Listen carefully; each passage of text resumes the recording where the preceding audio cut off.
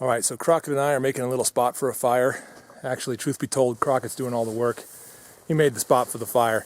But we're going around harvesting a little bit of deadwood right now. Here's a little standing deadwood right here. We can take the SCAXE2 to that tree right there and take it down.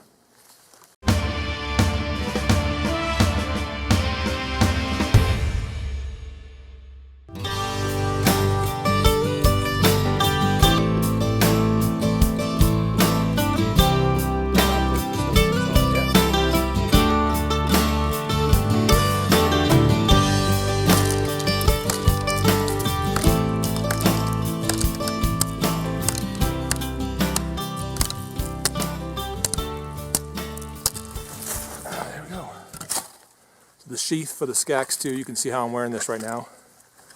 Just threaded some paracord through the top rivet right there, as well as through the belt loop. This is designed to go on your belt. I like wearing it around the neck, kind of crossways like this. Distributes the weight really nicely. I feel like it's pretty convenient. You snap it closed and you're ready to be on your way.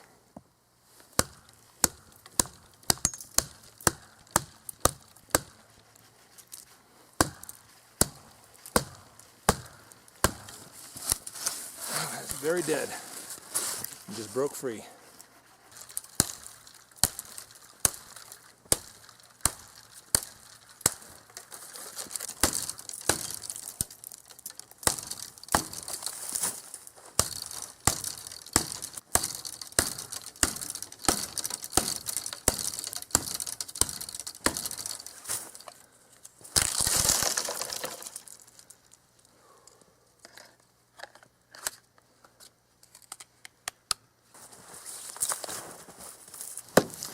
SCAXE2 is kind of a cool survival hatchet package because it also comes with this ferrocerium rod, which fits into that little hole in the bottom of the hatchet, just like so. Got a little paracord tied onto it. Now that's awesome that it comes as this cool little survival package. And by the way, you can use that ferrocerium rod with the axe. You might need to do a little preparation before you try that. I managed to put a little burr on this side of the axe right here so that, we'll just see if this works, so that I can throw some sparks fairly easily. Let's see if it works. Yeah. I don't know if the camera's picking them up, but it's throwing some pretty nice sparks.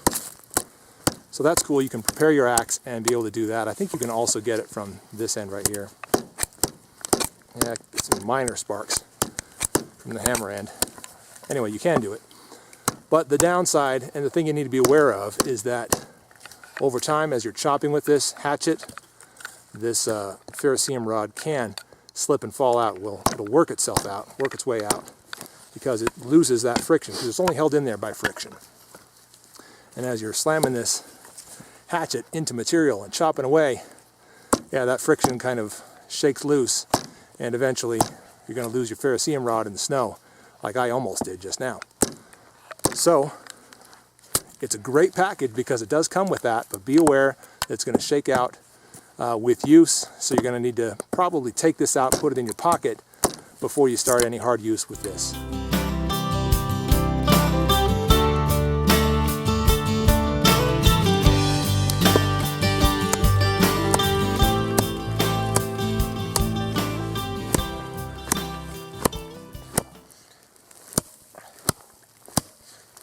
I'll tell you what little use I've used so far. I had not once have thought about the handle, which to me is a good thing, because if I'm not thinking about it, I'm not noticing, which means it's pretty comfortable. Yeah.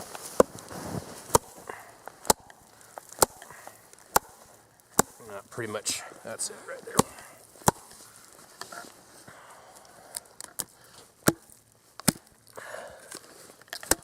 There you are.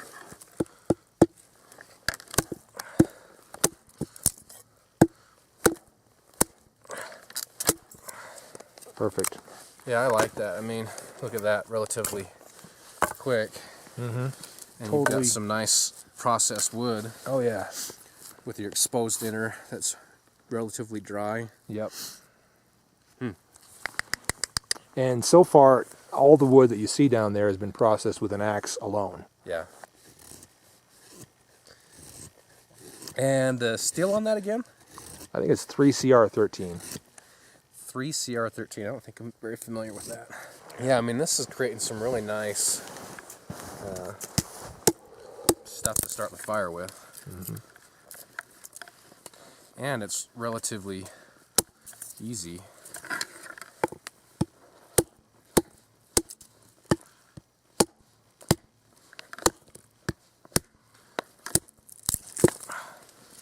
Yeah, I like that. I think that handle is very ergonomic. Like you said, it's got a fair amount of weight in the front, which is where all your power's going for your cut. But I tell you, if we're just slamming stuff into the ground, like stakes and stuff, that knurling is fantastic. Yeah.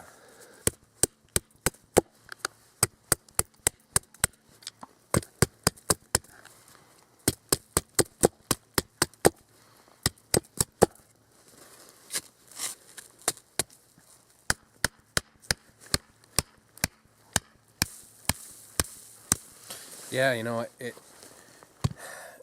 you can tell already it doesn't want to slip off so much. Yeah. Because it just bites it. Yep.